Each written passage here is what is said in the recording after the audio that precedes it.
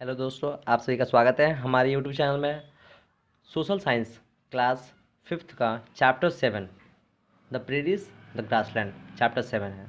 इसमें हमें पढ़ना है और आज हम इसके क्वेश्चन आंसर जो इसके एक्सरसाइज है उसको डिस्कस करेंगे। तो पहले कुछ जान लेते हैं कि जो प्रेरीज है ग्रासलैंड यानी प्रेरीज ग्रासलैंड को कहते हैं, और ग्रासलैंड यानी जो घास के मैदान होते हैं उसे कहते हैं ग्रासलैंड।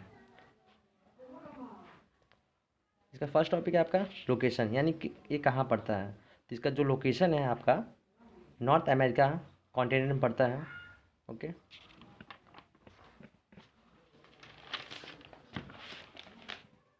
अब यहाँ कुछ जलवायु देख लें। ठीक है, यहाँ पे जो एक्सट्रीम क्लाइमेट पड़ता है, एक्सट्रीम टाइप का क्लाइमेट पड़ता है यहाँ पे, यानी बहुत ज़्यादा गर्मी भी पड़ती है और बहुत ज़्यादा ठंडा भी पड़ता है, और मॉडरेट रेनफॉल के साथ यानी हल्की बारिश भी होती है यहाँ पे।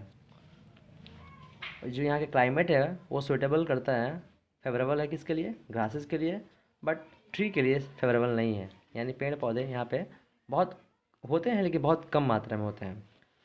वेजिटेशन, वेजिटेशन यानी यहाँ की जो वनस्पति है, ठीक है, यहाँ पे दो रिवर इंपॉर्टेंट है, मिसिसिपी और मिसौरी। यहाँ पे फार्म जो होते हैं, जो यहाँ के फार्मिंग जो लोग होते हैं, लगभग ये जो इलाका है 100 किलोमीटर के दूर में ग्रासेस पूरी फैली हुई है, अंदरूनी भाग तक फैली हुई है। और 3 भागों में बांटा गया है यहाँ के जो घास है, टॉल ग्रास, मिक्स ग्रास और शॉर्ट ग्रासेस। और यहाँ के जो फार्मर है वो मशीन यूज़ करते हैं एग्रीकल्चर पर्पज़ के लिए। अब देखते हैं वाइल्ड लाइफ, यानी यहाँ के जो वन जीवन है उसके बारे में। यहाँ पे अधिक घास होने की वजह से जो हर्बीवोरस होते हैं, ठीक है, उसके लिए कुछ एनिमल्स हैं, bison, zebra, antelopes, deer, horse, rabbit, ये सारे जानवर यहाँ मिलते हैं। और कार्निवोरस भी है, जैसे ओल्स, लायन, लेपर्ड, टाइगर, जैकल। कुछ अदर एनिमल जो पाए जाते हैं, other animal like including Python, Periyar dog और रैटल स्नैक। यहाँ पे जो लोग ग्रासलैंड साफ करके रहने के लिए घर बनाए, ठीक है, सेट अपने ह्यूमन सेटलमेंट के लिए और फार्मिंग पर्पज़ के लिए जो क्लियर किए, उसके वजह से क्या हुआ, दिन ब दिन डिस्ट्रक्शन ऑफ वाइल्ड लाइफ, यानी जो वन्य जीवन है इसके धीरे धीरे ख़त्म होने के कगार पे आ गया है। देखते हैं यहाँ पे कुछ जो बर्ड्स पाई जाती हैं, जो सीड ईटिंग बर्ड्स हैं, like bustard hawks, owls, eagle and falcons are some them. और जो कुछ इंसेक्ट्स हैं like grasshopper, leaf hoppers and spider found in the large number here, यानी बड़े मात्रे में ये सारे इंसेक्ट यहाँ पे पाए जाते हैं। देख लीजिए यहाँ फिगर है, zebra, deer, rabbit, wolf, jackal, bustard. अब यहाँ का लाइफ स्टाइल देखा जाए, the original inhabitants prairies were the red Indians who lead the nomadic life. यहाँ जो मूल निवासी है वो कौन थे, रेड इंडियन थे, जो कि नोमैडिक लाइफ जीते थे अपने कैटल के साथ। समय बीत जैसे जैसे समय बीतता गया, यहाँ पे large number of European settle होते गए, यानी यूरोपियन के लोग यहाँ पर सेटल हुए। The turn the vast प्रेडिस into the vast wheat field, यानी जो प्रेडिस के जो घास के मैदान थे उसको गेहूँ के खेती में बदल दिए। The farms cover thousands of एकड़, यानी यहाँ का जो फार्म था लगभग 1000 एकड़ में फैली हुई थी। The farming has become the main occupation, और यहाँ का जो मेन ऑक्यूपेशन यानी मेन जो व्यवसाय है वो खेती हो गया। जितने भी खेती से संबंधित थे activity, all operation are perform by the machine such as the ploughing, sowing, reaping and winnowing, यानी खेती जो जुताई हो गया, बुआई हो गया, कटाई हो गया और फटकना हो गया, सारी प्रक्रिया मशीन के द्वारा से किया जाने लगा। A farmer in the prairies live with his family on the farm, यानी यहाँ के जो लोग थे, जो फार्मर थे, किसान, वो अपने परिवार के साथ फार्म पे ही रहते थे। Wheat is produce on a very large scale, जो गेहूँ है, गेहूँ की उत्पादन इस जगह पे बहुत ज़्यादा होती थी, वहाँ के लोग पर्याप्त मात्रा में पूरा होता था। साथ साथ विश्व भर में वहाँ से गेहूँ एक्सपोर्ट किया जाता था, इसलिए wheat basket of the world इसको कहा जाता है। Beside wheats, other important crops grown here include corn, barley, rye, oats, flax and nutritious grasses, यानी गेहूं के अलावा यहाँ पे जो और जो फसल है, जैसे कॉर्न हो गया, बार्ली हो गया, ओट्स हो गया, फ्लैक्स, ये सब भी खेती हो जाती है। और उसके प्रेरिस के साउथ पार्ट में कॉटन की खेती होती है। In the prairies special large bins called the silos are use to store wheat.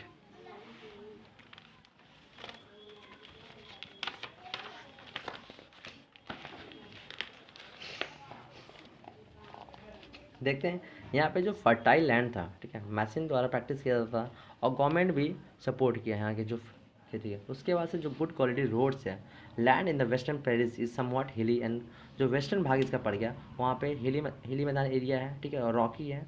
उसके बाद से देखते हैं यहाँ पर डेयरी फार्मिंग एग्रीकल्चर और कैटल यानी आपका लाइव स्टॉक रियरिंग भी वहाँ पे होती थी। यानी जो वहाँ पर मुख्य व्यवसाय यानी कामकाज था वो फार्मिंग था। फार्मिंग यानी एग्रीकल्चर, लाइव स्टॉक रियरिंग यानी पशुपालन और डेयरी फार्मिंग, ये सब बड़े मात्रा पे वहाँ पे ये सब की प्रैक्टिस की जाती थी। और जो मीन्स ऑफ ट्रांसपोर्ट है यानी यातायात, इस क्षेत्र में आपको जो कुछ मिनरल्स है लाइक आयरन और coal, okay, and oil manganese are found in this area. For that industrial development has also taken place here. यानी जो इंडस्ट्रियल है यानी जो कंपनी और कारखाने यहाँ पे सेटअप की गए और highly industrialise area. Means of transport यानी यातायात, प्रदेश में जो एक्सटेंसिव प्लेन है ये तो समतल एरिया था यानी मैदानी क्षेत्र था, जिसके वजह से रोडवेज और रेलवे का नेटवर्क बहुत ही अच्छा डेवलप किया गया। Good quality road link even small village यानी छोटे से छोटे गाँव में भी अच्छे रास्तों को जोड़ दिया गया था। बढ़ते हैं इसके क्वेश्चन आंसर की तरफ। एक्सरसाइज फर्स्ट क्वेश्चन है, first grassland are found in the temperate zone because it rain moderately. इसका आंसर होगा A moderately. Question B dash are the favourite food of dash. Option B is the correct answer. Herbivores are the favourite food of the carnivores. Herbivores यानी जो घास खाते हैं और carnivorous यानी जो मीट खाते हैं, मांस खाते हैं। Question 3 the dash were the original inhabitants of the prairies. इसका आंसर होगा C red Indian. Red Indian वहाँ के मूल निवासी थे। Question 4 in prairies cattle are reared on the big farms called. जो प्रेरीज में जो कैटल पाले जाते थे, ठीक है, उसको क्या कहते थे, रैंचेस कहते थे।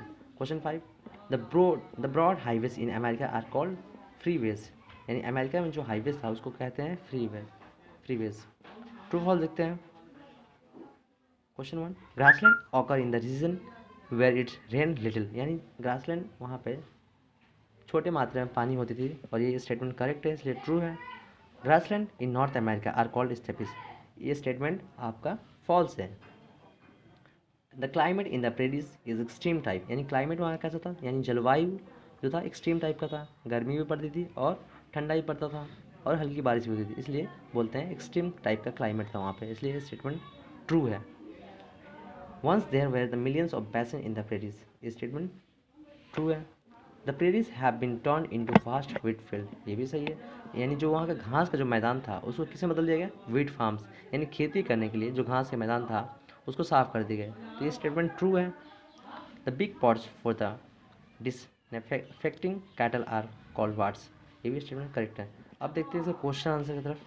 तो question answer friend, first question है what happen when it rain moderately. यानी जो हल्की बारिश होगी तो उससे क्या होगा, इसका आंसर देखते हैं।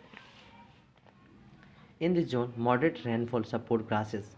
यानी जो हल्की बारिश होती है वो सपोर्ट क्या करता है, जो ग्रासेस अच्छी तरह से ग्रो करने के लिए। With average rainfall range 30 centimetre to 60 centimetre. यानी उस क्षेत्र में आपको जो वार्षिक यानी साल में जो बारिश होती थी 30 centimetre to 60 centimetre.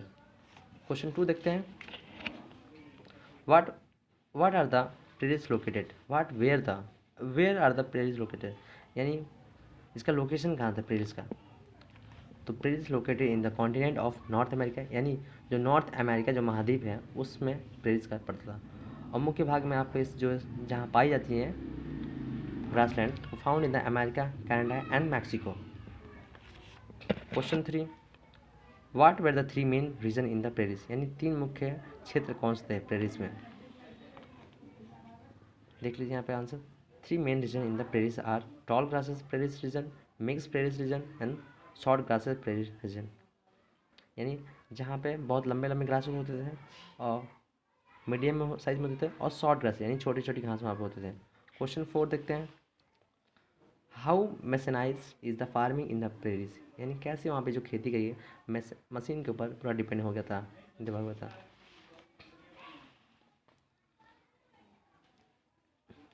Question 5, all farming activity perform by machines, यानी जितने भी खेती के काम काज थे वो मशीन से के द्वारा किए जाते थे, जैसे कि ploughing, sowing, reaping and winnowing. Question 6 देखते हैं, what are the chief occupation in the prairies, यानी जो वहाँ का मुख्य व्यवसाय क्या था। इसका आंसर होगा the main occupation in the prairies are farming and agriculture, dairy farming और livestock rearing. Please friend, हमारे चैनल को आप सब्सक्राइब करें और अपने दोस्तों को शेयर करें। Thank you.